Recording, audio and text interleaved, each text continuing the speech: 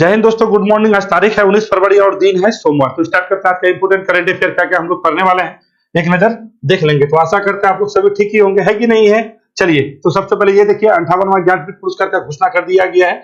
इसका जो भी इंपॉर्टेंट फैक्ट है, स्टैटिक से लेकर सारी चीज को बिल्कुल भी देखने वाले हैं, ठीक है। और ये इतना बात याद रखेगा, इस बार दूसरी बार संस्कृत भाषा का आपका ज्ञानपीठ पुरस्कार दिया गया, ठीक है ना।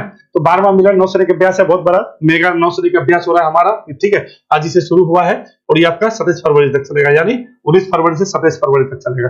50 से भी अधिक ज्यादा देश इसमें भाग लिए, आप समझ जाइए। बिहार के किस जिले में आपका 3 दिवसीय नागी पक्षी महोत्सव चलता है।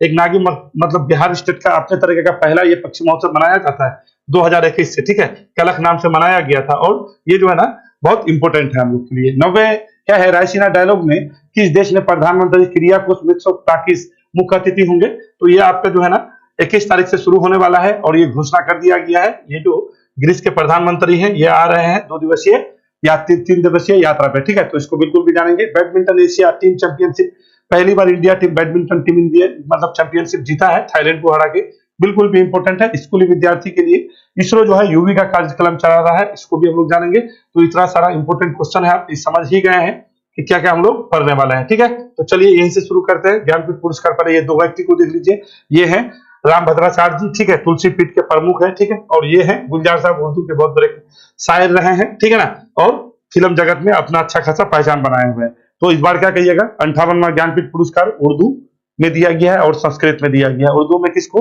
गुलजार को दिया गया है। संस्कृत में किसको, जगत गुरु रामभद्राचार्य को दिया गया है। ये बात समझ गए हैं, 58वां ज्ञानपीठ पुरस्कार। तो चलिए आप ज्ञानपीठ पुरस्कार होता क्या, यही जान लीजिए। ज्ञानपीठ पुरस्कार साहित्य के क्षेत्र में दिया जाने वाला अच्छा आपका मतलब सर्वोच्च एक तरह से बहुत बड़ी पुरस्कार है, ठीक है। और ये पुरस्कार 1961 में इसका स्थापना किया गया था और फाइनली ये दिया जाता है आपका 1965 से दिया जाता है। और सबसे पहले पाने वाले थे मलयालम भाषा के, क्या कहिएगा, मलयालम भाषा। मलयालम भाषा कहाँ बोला जाता है, केरल में। तो मलयालम भाषा के थे जी शंकर कुरूप थे। कौन थे भाई, जी शंकर कुरूप थे। तो जी शंकर कुरूप को बिल्कुल भी याद रखिएगा। यहाँ 2-3 फैक्ट अभी आपको हम बताएंगे, इंपोर्टेंट। तो होता क्या है ना, जो हम लोग का संविधान है, संविधान का जो भाषा किस अनुसूची में, 8वीं अनुसूची में। तो 8वीं अनुसूची में टोटल अभी 22 भाषा है। तो 22 भाषा में तो मिलेगा ही मिलेगा, उसके अलावे एक इंग्लिश भाषा में इसको जोड़ दीजिएगा, ठीक है। और इंग्लिश भाषा के पहले ज्ञानपीठ प्राप्तकर्ता कौन थे, अमिताभ घोष थे। कौन थे, अमिताभ घोष। और ये कहाँ के थे, बंगाल के थे। इसको आपको कैमा पर मिला था, 54वां मिला था। कैमा कहिएगा, 54th आपका जो है ज्ञानपीठ पुरस्कार मिला था। और अभी कितना दिया जा रहा है, 58वां घोषणा कर दिया गया है। तो 57 में जो पाए थे, 57 में ज्ञानपीठ पुरस्कार प्राप्त करता थे दामोदर मौजो थे, ठीक है। और 56 में जो थे ये नीलमणि फुक्कन थे। तो नीलमणि फुक्कन और ये दामोदर मौजो को भी बिल्कुल भी याद रखेगा। बहुत बार क्या पूछता है कि जो घटना घटा है उस टाइम का ना पूछ करके पहले वाला पूछ देता है। तो अभी समझ गए हैं कि 22 भाषा। देखिए 22 भाषा कहने का मतलब है हम लोग का जो है अनुसूची जो 8 है उसमें जो मूल रूप से जो है आपका टोटल पहले 14 ही भाषा था, ठीक है। तो 15वां भाषा 21वां संविधान संशोधन हुआ था। 21वां संविधान संशोधन आपका 1971 में हुआ था। और यहाँ से निकल के आता है सिंधी भाषा, ठीक है। हम लिखेंगे नहीं, सिर्फ हम आपको समझा देते थोड़ा सा। सिंधी भाषा को 8वीं अनुसूची में 15वां भाषा के रूप में जोड़ा गया था 21वां संविधान संशोधन से 1971 में। फिर आपका जो है एक संविधान संशोधन होता है 71वां संविधान संशोधन 1992 में, ठीक है। और यहाँ से निकल के आता है 3 भाषा, ठीक है, कोंकणी, मणिपुरी और नेपाली। याद रखिएगा, 71वां संविधान संशोधन 1992 में। और सॉरी, आपका जो 21वां संविधान संशोधन बोले हैं ये 1967 में हुआ था, ठीक है। 21वां संविधान संशोधन याद रखेगा, शायद कुछ और बोल दिए हम, लिखे भी नहीं शायद, ठीक है। तो याद रखेगा, जो सिंधी भाषा को जोड़े थे 21वां संविधान संशोधन हुआ था 1967 में। 15वां भाषा के रूप में सिंधी भाषा को जोड़ा गया था। उसके बाद फिर आपका 71वां संविधान संशोधन हुआ 1992 में और उस टाइम आपका 3 भाषा जोड़ा गया, कोंकणी, नेपाली और मणिपुरी। फिर 92वां संविधान संशोधन होता है 2003 में, 4 भाषा निकल के आता है, मैथिली, संथाली, डोगरी और बोडो। तो फाइनली अभी कितना है, 22 भाषा हम लोग का 8वीं अनुसूची में, ठीक है। यहाँ तक समझ गए हैं। तो चलिए कौन हो जाएंगे, ए और बी हो जाएंगे, यानी गुलजार को भी दिया जा रहा है, जगत गुरु रामभद्राचार्य को भी दिया जा रहा है। अब यहाँ से एक क्वेश्चन ये बनता है कि जो है गुरु भद्राचार्य को जो इस बार पुरस्कार दिया जा रहा है तो किस में दिया जा रहा है, तो ये संस्कृत में। और संस्कृत में ये दूसरी बार है, दूसरा जो है आपका ज्ञानपीठ पुरस्कार है जो ये दिया जा रहा है। और उर्दू में ये 5वां है, कितना कहिएगा, 5th है, ठीक है, 5th नंबर का है। पहले नंबर में तो पहली बार जो है उर्दू में जो आपका ज्ञानपीठ पुरस्कार प्राप्त किया था वो फिराक गोरखपुरी था, ठीक है। तो इसको बिल्कुल भी इसका नाम याद रखेगा, बहुत बार पूछ लेता है कि फिराक गोरखपुरी पहले उर्दू में ज्ञानपीठ पुरस्कार पाने वाले कौन थे? तो फिराक गोरखपुरी थे। पहले इंग्लिश में कौन हो जाएंगे? अमिताभ घोष हो जाएंगे। अब पहले हिंदी में कौन हो जाएंगे? तो सुमित्रानंद पंत हो जाएंगे। ठीक है, अब पहले और क्या पूछ गया? ठीक है, और पहली महिला कौन था? तो पहली महिला आपका कौन था? आशापूर्णा देवी था। तो इन सारा चीज को, और आशापूर्णा देवी को जो है बंगाली भाषा में मिला था। तो इतना सारा चीज आपको पता होना चाहिए ज्ञानपीठ पुरस्कार के बारे में। बहुत बार पूछा है, जो पूछता है वही इंपोर्टेंट फैक्ट आपको हम बता रहे हैं। तो संस्कृत भाषा के जगत गुरु है रामभद्राचार्य है। ये क्या है? तुलसी पीठ के महंत है, प्रमुख है। 1968 में सुमित्रानंद पंत को हिंदी में ज्ञानपीठ पुरस्कार मिला था, जो अभी आपको हम बोल चुके हैं। हिंदी में ज्ञानपीठ पुरस्कार पाने वाले कौन है भाई? सुमित्रानंद पंत है। पहली महिला ज्ञानपीठ पुरस्कार पाने वाला कौन है भाई? आशापूर्णा देवी है। कब मिला था? 1976 में। और इसको कब मिला था? 1968 में। पेरुमल मुरुगन। अब देखिए, अभी ये साहित्य अकादमी से जो साहित्य का जो पुरस्कार दिया जाता है साहित्य के क्षेत्र में, वो चीज है। तो ज्ञानपीठ पुरस्कार को समझ गए बढ़िया से। 1965 में पहली बार दिया गया था। पुरस्कार राशि कितना है भाई? इसमें 11 लाख रुपया। कितना कहिएगा? 11 लाख है। इसमें शायद बढ़ाया है कि नहीं बढ़ाया है, 21 लाख का भी फिगर आपको दिखेगा। ठीक है, तो अभी फिलहाल 11 लाख ही मान के चलिए, मेरे जानकारी तक 11 लाख ही है ना। तो ज्ञानपीठ पुरस्कार से इतना फैक्ट आपको पता होना चाहिए कि 1965 में सबसे पहले जी शंकर कुरुप मलयालम भाषा का, इस बार 58वां दिया गया है। 2 व्यक्ति है। उर्दू में ये 5वां है, और संस्कृत में ये कौन सा है? दूसरा है। ठीक है, तो संस्कृत भाषा के ये जो भद्राचार्य जी है, ये जो है 210 से भी अधिक इसके द्वारा पुस्तक लिखा गया है। ठीक है, और ये जो है जन्म से ही देख नहीं सकते हैं। ठीक है, उसके बावजूद भी इतने सारे पुस्तक लिखे हैं। इन सब चीजों को देखते हुए इसको ये पुरस्कार दिया गया है। ठीक है, 2023 में भी कुछ आपका इंपोर्टेंट साहित्य पुरस्कार दिया गया था। तो एक बात समझ जाइए, जैसे भी पुरस्कार होता है इसमें 25 लाख रुपया की राशि दिया जाता है, और बहुत बड़ा पुरस्कार माना जाता है। तो इस बार दिया गया पेरुमल मुरुगन को, ये याद रखिएगा। उसका बट कौन सा है? फायर बट के लिए दिया गया। ठीक है, उसके बाद क्या है ना, अभी आपका बहुत बार पूछ लेता है वया सम्मान। तो वया सम्मान दिया गया आपको पुष्पा भारती को, और ये जो है ना यादें के लिए दी। पुष्पा भारती कहाँ चला गया? ठीक है, तो पुष्पा भारती को दिया गया कौन सा? उसका जो है संस्मरण है यादें के लिए। ठीक है, तो इतना सारे इंपोर्टेंट फैक्ट है, देख लीजिएगा। जैसे भी पुरस्कार पेरुमल मुरुगन फायर बट के लिए। उसके बाद आपका वया सम्मान किसको? तो पुष्पा भारती को। कौन सा किल? यादें के लिए। 1965 में भारतीय साहित्य में उत्कृष्ट योगदान देने के लिए प्रतिवर्ष ज्ञानपीठ पुरस्कार की शुरुआत संस्कृत भाषा के, जो आपको बता चुके हैं वही है। ठीक है, ये इंपोर्टेंट फैक्ट है। इन सब चीजों को बिल्कुल भी समझते चलिएगा। इसका पुरस्कार राशि याद रखेगा कितना रुपया है?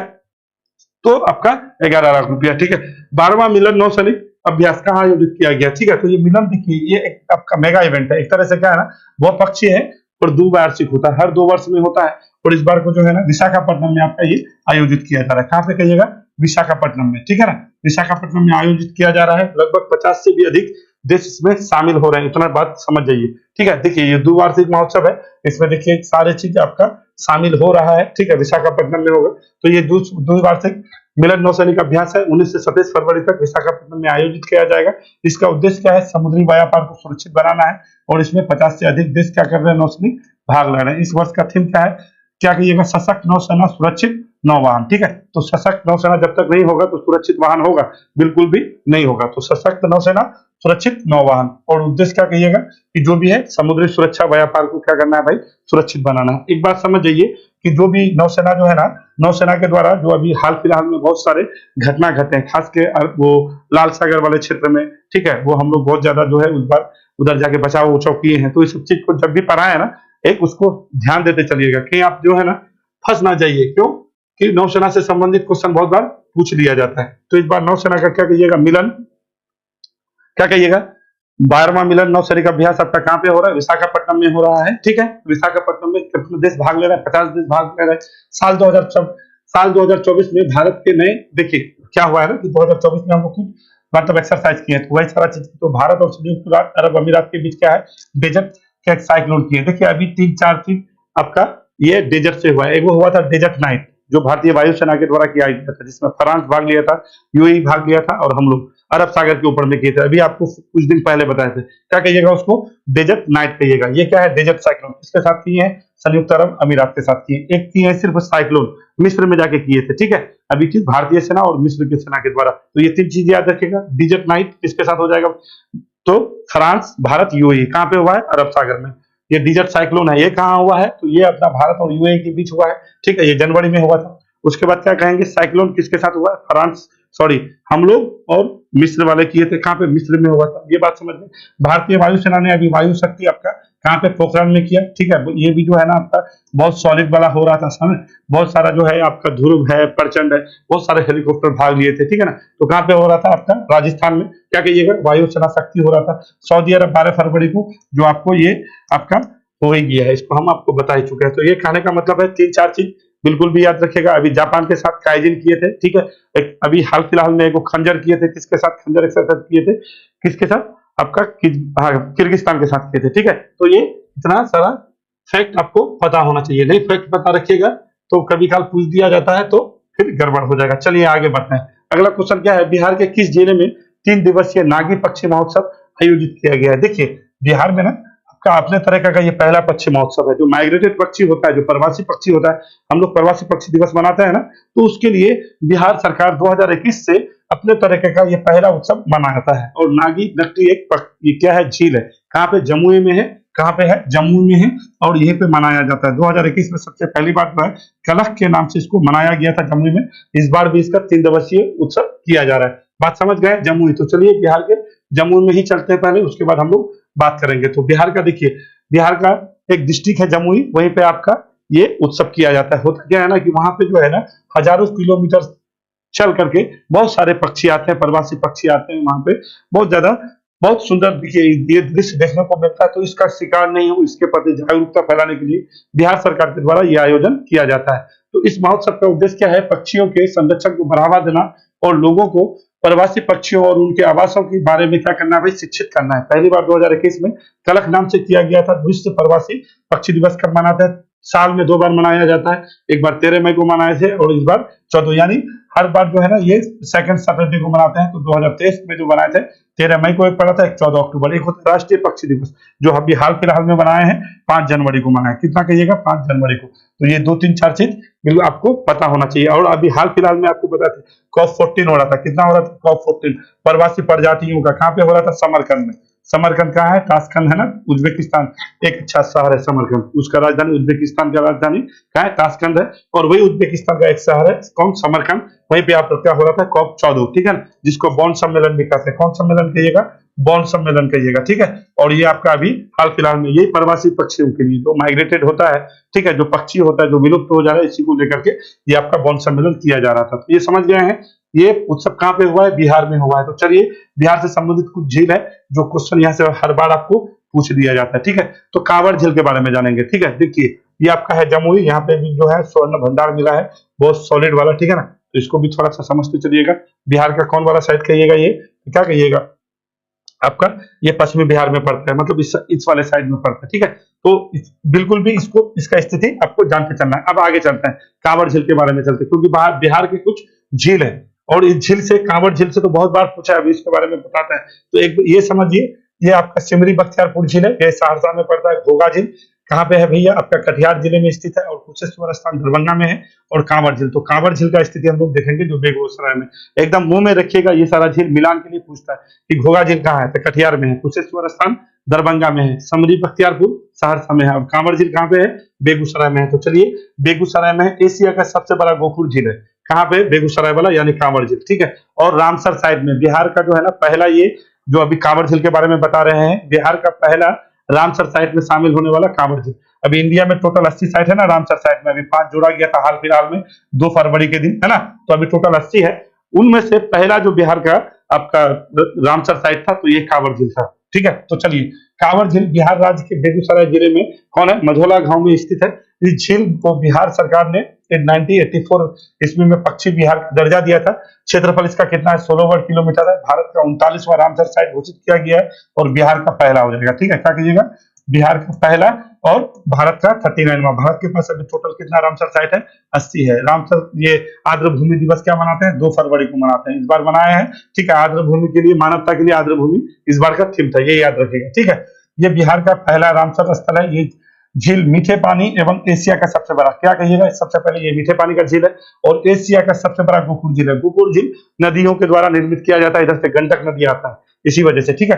गोकुल झील है। इस झील का निर्माण जो है बूढ़ी गंडक नदी से हुआ है। ये झील गंडक, ठीक है, बिया और करह नदी के संगम पर पानी लेता है, ठीक है। तो ये कौन कौन नदी कहिएगा? 3 नदी से पानी खींचता है, इसका सहायक नदी है, एक गंडक हो जाएगा, एक आपका बियाह हो जाएगा और एक कौन सा हो जाएगा? करेह नदी हो जाएगा। और ये आपका है कहाँ पे भाई? कांवड़ झील बेगूसराय। तो देखिए ये आपका बेगूसराय है और बहुत इंपॉर्टेंट झील है, बहुत बार बीपीएससी यहाँ से क्वेश्चन पूछी है, ठीक है, बहुत सारे एग्जाम में पूछा है कि कैसा झील है, गोखूर झील है कि कैसा झील है, मीठे पानी का कि खारे पानी का। तो इन सब सारा चीज आपको पता होना चाहिए। बिहार का पहला रामसर साइट होगा, कौन सा? कांवड़ झील होगा, ठीक है। इंडिया का कितना था? 39वां था। ये क्या है? गोखूर झील है, मीठे पानी का झील है। कौन नदी से पानी लेता है? तो गंडक नदी के किनारे पे है, ठीक है, मझौला गांव में है। तो ये आपका इंपॉर्टेंट है क्या भैया? तो क्या कहिएगा? बिहार का झील। देखिए आज हम लंबा लेने वाले नहीं है, ठीक है, एकदम अच्छा अच्छा समझते चलिए और जल्दी जल्दी चलिए। देखिए 9वें रायसीना डायलॉग आपका होने वाला है 21 तारीख से, ठीक है। तो रायसीना डायलॉग के लिए ना ये प्रत्येक वर्ष मनाया जाता है, एक द्विपक्षीय क्या कहिएगा ना, भारत सरकार का एक तरह से एक आपका एक बहुत बड़ा इवेंट है। और इवेंट क्या होता है इसमें आपको पहले सुना ही देते हैं, उसके बाद फिर इसके बारे में बात करेंगे। देखिए रायसीना डायलॉग जो करते हैं 2016 से इसका आयोजन किया जाता है। कब से कहिएगा? 2016 से। तो रायसीना डायलॉग का प्रारंभ वर्ष 2016 में किया गया था। ये भू राजनीतिक एवं भू आर्थिक मुद्दों पर चर्चा करने हेतु एक वार्षिक सम्मेलन है जिसका आयोजन भारत के विदेश मंत्रालय और ऑब्जर्वर रिसर्चर फाउंडेशन, ठीक है। तो ORF बिल्कुल भी याद रखिएगा कि किसके द्वारा? तो हम लोग का क्या विदेश मंत्रालय होता है उसके द्वारा और ORF के द्वारा। ORF मतलब क्या हुआ? ऑब्जर्वर रिसर्च फाउंडेशन के द्वारा ये आयोजित किया जाता है। ये क्या है? बहु क्या कहिएगा? हितधारक क्रॉस सेक्टर बैठक है जिसमें क्या होता है? नीति निर्माताओं, ठीक है, निर्णयकर्ताओं और विभिन्न राष्ट्रों के क्या हितधारकों, राजनेताओं, पत्रकारों, उच्च अधिकारियों तथा उद्योग एवं व्यापार जगत के प्रतिनिधि को शामिल किया जाता है। तो जब इतना लोग को शामिल करेंगे तो इस बार जो हम लोग का मुख्य अतिथि है ये कौन है भाई? किरियाकोस मित्सोताकिस है। ये कौन है? अभी बताए थे इसके बारे में कि इसके देश में हाल फिलहाल में जो है आपका ये क्या है? समलैंगिक विवाह को कानूनी मान्यता दे दिया गया है। पहला ईसाई कट्टर देश था जो समलैंगिक विवाह को मान्यता दिया है। कौन है? ग्रीस है, ठीक है। और इसी ग्रीस में जो है ये बहुत बार 2008 के बाद ग्रीस के कोई भी प्रधानमंत्री हमारे देश में नहीं आए थे, यानी 2008 के बाद आने वाले पहले प्रधानमंत्री हो जाएंगे यही आपके मित्सोताकिस, ठीक है। तो थोड़ा सा इंपोर्टेंट है। तो क्यों आ रहे हैं भैया? तो रायसीना डायलॉग हो रहा है हमारे यहाँ पे, इसी के मुख्य अतिथि होंगे। तो कहाँ के हैं? ग्रीस के हैं। ये बात समझ गए कि ग्रीस के प्रधानमंत्री इस बार रायसीना डायलॉग के क्या होंगे? मुख्य अतिथि होंगे, ठीक है। और ग्रीस जो है कट्टर ईसाई देश बना है जो अपने यहाँ पे समलैंगिक विवाह को मान्यता दिया है। इससे पहले ग्रीस के जो प्रमुख कब आए थे? 2008 में आए थे, ठीक है। तो पीएम मित्सोताकिस क्या है? दिल्ली में क्या कहिएगा? 9वें रायसीना डायलॉग में मुख्य अतिथि के रूप में क्या लेंगे? भाग लेंगे। फिर ये मुंबई भी जाने वाला है। तो इन सब सारे चीजों को हम लोग बिल्कुल भी देखेंगे। इससे पहली बार जो हुआ था तो 8वें उसमें कौन आया था? तो क्या कहिएगा? जॉर्जिया मेलोनी आई थी, इटली की थी, ठीक है। इटली के साथ भी हम लोग का अच्छा बनता है। तो अभी 9वां होगा, कौन आएगा भाई? ग्रीस के आएंगे। कब से मनाते हैं? 2016 से मनाते हैं, ठीक है। कब से मनाते हैं? 2016 से मनाते हैं। चलिए आगे बढ़ते हैं। अगला क्वेश्चन क्या है? बैडमिंटन एशिया टीम चैंपियनशिप की महिला स्पर्धा में किस देश की टीम ने जो है पहली बार स्वर्ण पदक जीता है? तो ये बात समझ जाइए, स्वर्ण पदक की बात हो रहा है और ये पहला बार हम लोग जीते।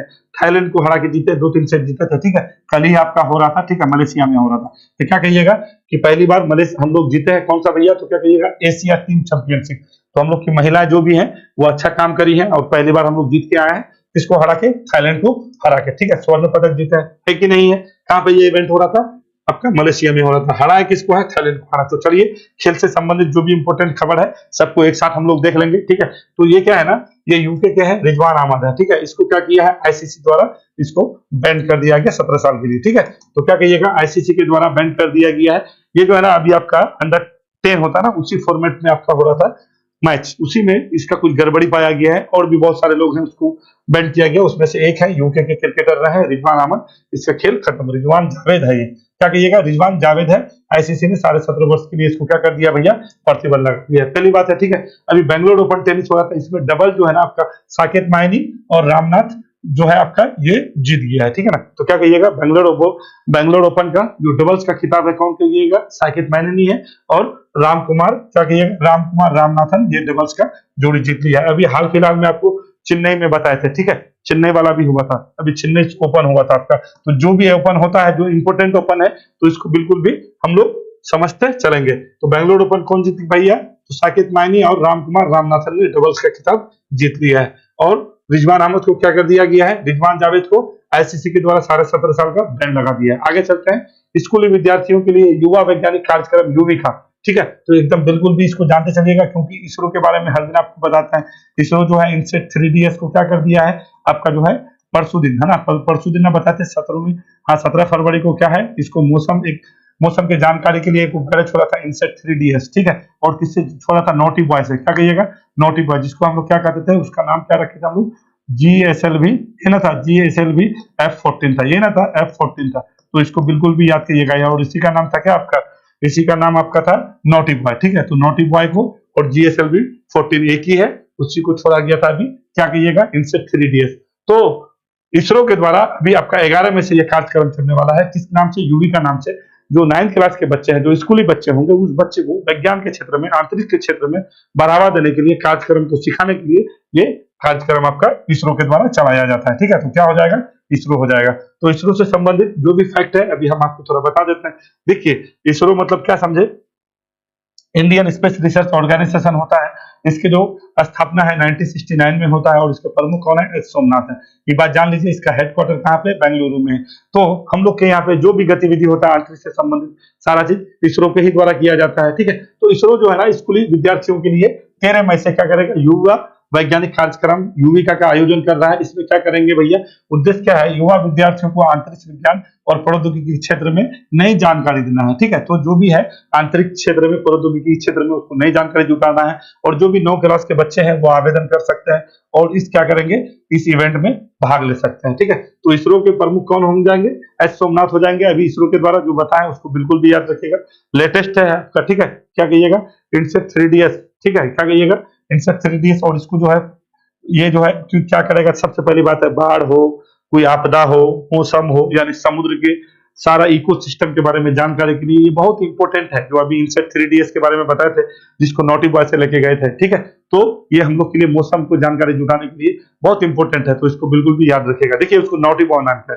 हम लोग जो अभी GSLV बोले है ना, GSLV, ठीक है, ये GSLV का ना, ये बहुत बार इसका जो है परीक्षण किया जाता है, मतलब इसको भेजा जाता है ना, तो ये बहुत बार सफल नहीं हो पाता है। तो नोटी है, नहीं होता कि बदमाश जो बच्चा होता है वो बराबर अपना काम सही से नहीं करता है, इसी वजह से इसका नाम नोटी रखा गया है, ठीक है। तो हम लोग का जो है GSLV का जो अपना हम लोग का सेल्फ, भारत का सेल्फ जो है इस बार 10वां उड़ान था, ठीक है, 10वां उड़ान था अपना सेल्फ। तो इसी वजह से उसका नाम क्या रखा गया है, नोटी बॉय। नोटी बॉय कहने का मतलब कि अपना जो है ना काम सही से नटखट करता रहता है, बदमाशी करता रहता है, इसी को लेके उसको क्या कहा दिया गया है, नोटी बॉय।